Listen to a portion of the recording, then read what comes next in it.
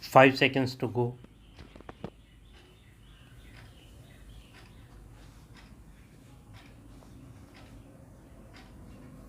Start.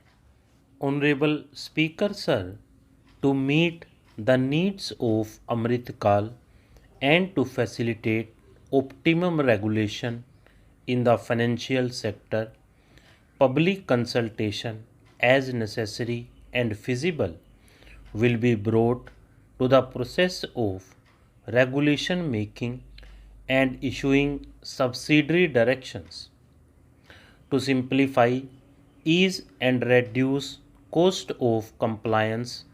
Financial sector regulators will be requested to carry out a comprehensive review of existing regulations.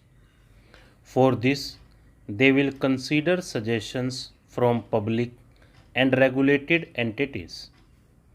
Time limits to decide the applications under various regulations will also be laid down. To enhance business activities in GIFT IFSC, the following measures will be taken: delegating powers under the SEZ Act to IFSCA to avoid dual regulation, setting up a single window IT system for registration and approval from IFSCA, SEZ authorities, etc. Permitting acquisition, financing by IFSC, banking units of foreign banks, establishing a subsidiary of Exim Bank for trade refinancing, amending IFSCA Act for statutory provisions for arbitration, ancillary services, and avoiding dual regulation under SEZ Act, and recognizing offshore derivative instruments as valid contracts. To improve bank governance and enhance investors' protection, certain amendments to the Banking Regulation Act, the Banking Companies Act, and the Reserve Bank of India Act are proposed. To build capacity of functionaries and professionals in the securities market, SEBI will be empowered to develop, regulate, maintain, and enforce norms and standards for education in the National Institute of Securities Markets and to recognize award of degrees, diplomas, and certificates.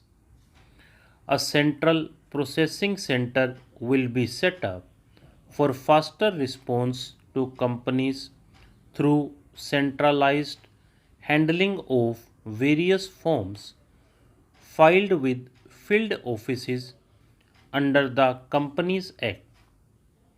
For investors to reclaim unclaimed shares and unpaid dividends from the Investor Education and Protection Fund Authority with ease, an integrated IT portal will be established. Digital payments continue to find wide acceptance. In 2022, they show increase of 76% in transactions and 91% in value. Fiscal support for his digital public infrastructure will continue in 2023-24. For commemorating Azadi Ka Amrit Mahotsav, a one-time new small savings scheme, Mahila Samman Savings Certificate, will be made available for a 2-year period up to March 2025. This will offer deposit facility up to rupees 2 lakh. The maximum deposit limit for senior citizen savings scheme will be enhanced from rupees 15 lakh to rupees 30 lakh. The maximum deposit limit for monthly income account scheme will be enhanced from rupees 4.5 lakh to rupees 9 lakh for single account and from rupees 9 lakh to rupees 15 lakh for joint account. The entire 50-year loan to states has to be spent on capital expenditure within 2023-24.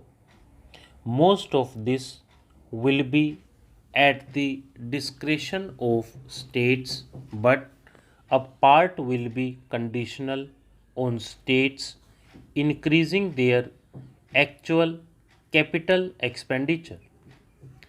Parts of the outlay will also be linked to or allocated for the following purposes: scrapping old government vehicles, urban planning reforms and actions, financing reforms in urban local bodies to make them credit worthy for municipal bonds, housing for police personnel above or as part of police stations, constructing unity malls, children and adolescents libraries and digital infrastructure, and state share of capital expenditure of central schemes.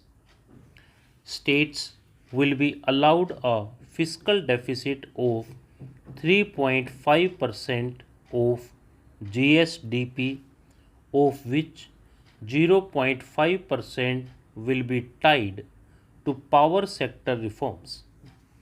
The revised estimate of the total receipts other than borrowings is rupees 24 lakh crore, of which the net tax receipts are rupees 21 lakh crore.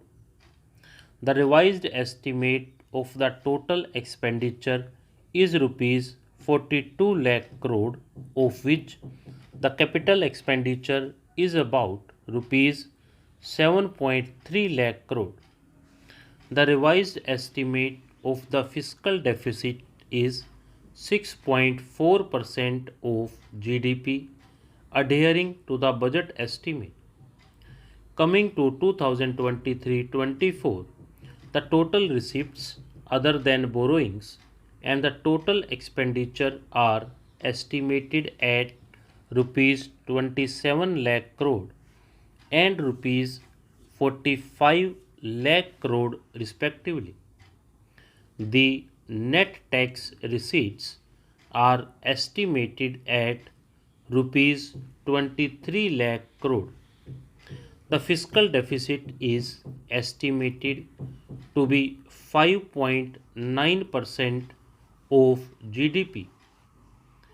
In my budget speech for 2021-22, I had announced that we plan to continue the path of fiscal consolidation, reaching a fiscal deficit below 4.5% by 2025-26 with a fairly steady decline over the period.